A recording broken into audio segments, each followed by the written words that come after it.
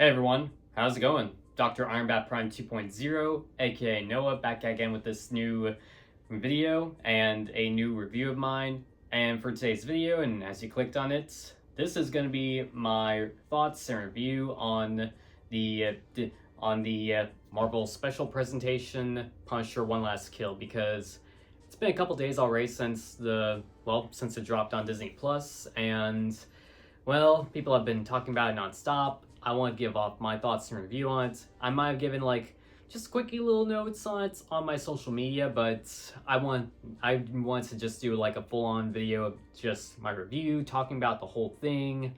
And there will be some small spoilers, so don't say I didn't warn you about spoilers. So that's just a warning. So if you haven't seen it yet, definitely watch it and then come back and watch this video.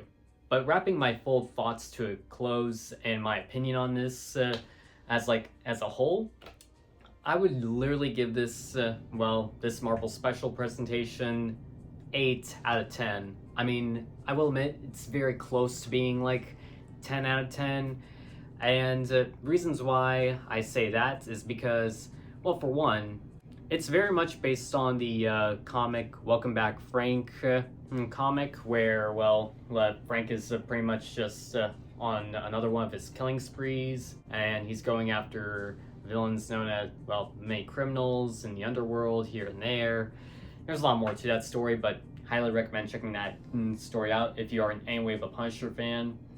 But also, this is pretty much a story that takes place during the events slash the ending of Daredevil Born Again Season 2. So while Matt is busy fighting Kingpin, and of course everyone is just, after him as well. So if you're wondering what happened to him after the events of, Daredevil Born Again Season 1, where he breaks out of prison, he's pretty much just been in hiding, yes, living alone in his own just emptied out apartments that he just isolated himself in. But also, another thing that comes up with Frank, apparently he's going through some hallucinations, and he's also just going through some PTSD, which is obviously not a good thing, of course, because, I mean, keep in mind, Frank is a character that has been through hell and back, and he is hallucinating about some of his friends and some familiar faces that we've seen in the Punisher series, of course, if you've seen that Netflix series slash Disney Plus series. I mean, we got to see the return of Curtis, we got to see Karen, a couple of his family members, of course. Another thing that does come up on and off, and just like the series, Frank is also on the path of does he want to be Punisher, does he not want to be Punisher? The whole Punisher Netflix slash Disney Plus series is canon to the MCU, and Frank has always been going on and off of does he want to be Punisher, does he not want to be Punisher? He's done killing, he doesn't want to be... he doesn't want to do that anymore. But I guess in a way, this special pretty much reintroduces the character, but also gets him back into shape. And apparently, again, it's trying to reintroduce the character, but also trying to be a continuation of the story, of course, because that's what it is about. Because I mean, Frank has been doing this for a while, of course.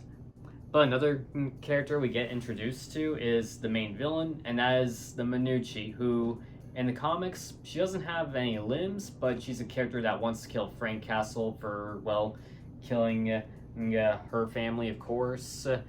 They pretty much went a different route on her, but yeah, in the end, I mean, you don't agree with her on why she wants to do it, but you can understand why she wants revenge. She wants Frank to die. She wants him to suffer. So she sends dozens and dozens of henchmen, goons, and just thugs to just try and kill Frank. And yeah, I mean, and that's what she wants. And that's pretty much just the main villain of the whole of this whole special.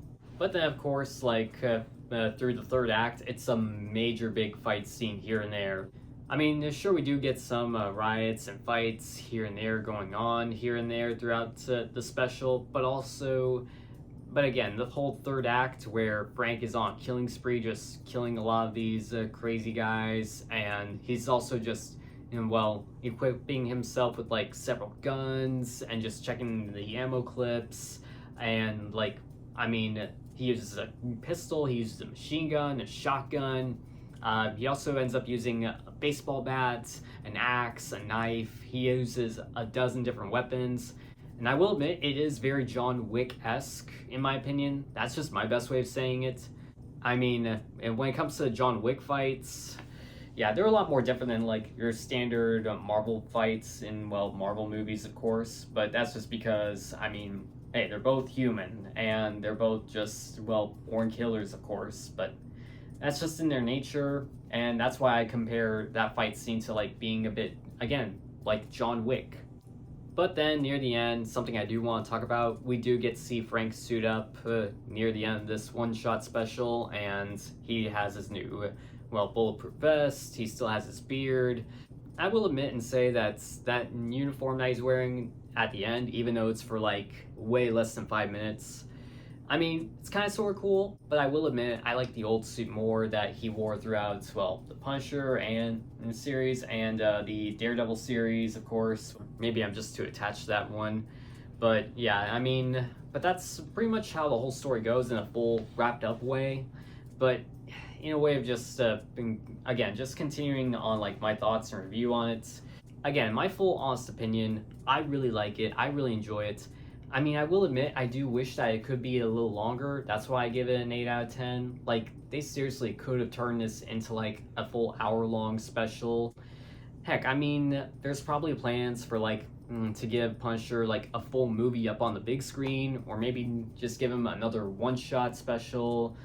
Hell, maybe bring back the whole series if they want to. I mean, we are at a day and age where like TV shows that we love and enjoy from like several years ago are just being brought back from the dead. So, hey, if it's possible to bring back the Punisher series, definitely bring it back. I'll watch it. All the diehard Punisher fans are probably gonna watch it. So, yeah, I mean, that's why I say that. And I feel like they could have done more. Like, they could have slowed the pacing down just to make it like an hour long.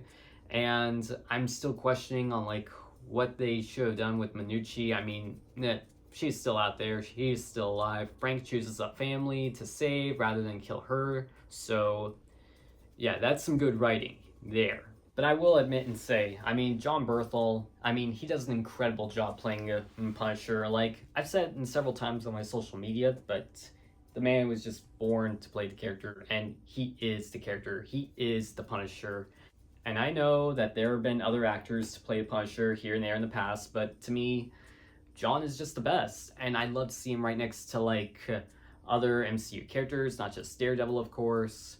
I mean, we are of course going to see him right next to Spider-Man in Spider-Man Brand New Day, which I cannot wait for. I'm excited. He's probably going to be one of my favorite parts of the movie. At the point in time of videoing this, we only got that one trailer. Who knows when we'll get a second trailer, and the movie is like a couple more months away from hitting the big screen, but still excited. Still can't wait to see him next Spidey. Whether it's a team up or a fight, one or the other, I will take what I can get when it comes to like Spider-Man and Punisher. And again, Jon Bernthal does a great job playing the character and acting. I mean, the hallucination scenes where he was just tearing up, and there were scenes where he was just all about brute force, and his yell and his screams. I wish I could yell and scream like he does, because I mean, he's just rageful. He's just going at it. And heck, he is also the writer and producer of this special presentation. And correct me if I'm wrong, well, in the comments, but I don't think he's ever done that in the series before. So this might be a first, but hey, I'd love for them to make another one. I'd love to see more of just like full brute force, because they go full radar hard with this special. I mean, they were not holding back. I mean, it's just like Deadpool and Wolverine. It's just like Daredevil Born Again. Again, they were not holding back. There were F-bombs dropped, and there was a lot of killing, blood, and that's how Punisher should be treated. So that's just my full opinion and just everything I could say about this one-shot special. I do wish that we could have gotten more with this series, but hey, I mean, again, they're probably going to save Punisher for other projects here and there to come later on in the future, but again, I really like this special presentation, and I really hope that Marvel makes more of them here and there. I hope they do more of Punisher here and there as well. But that's just my full opinion and my thoughts on this special presentation. So check it out if you haven't already. And, well, John Berthel, big fan, and see you in, well, the next Spider-Man movie, of course. But thank you guys so much for watching. Don't forget to subscribe to the channel by hitting subscribe right down there. Hit the bell to notify for my next video, of course, but also comment below. Let me know what you thought about the Punisher One Last Kill. And, well, again, don't forget to also hit that thumbs up. That would be very supportive if you guys did that for me. But also, don't forget to follow me on all my social media stuff.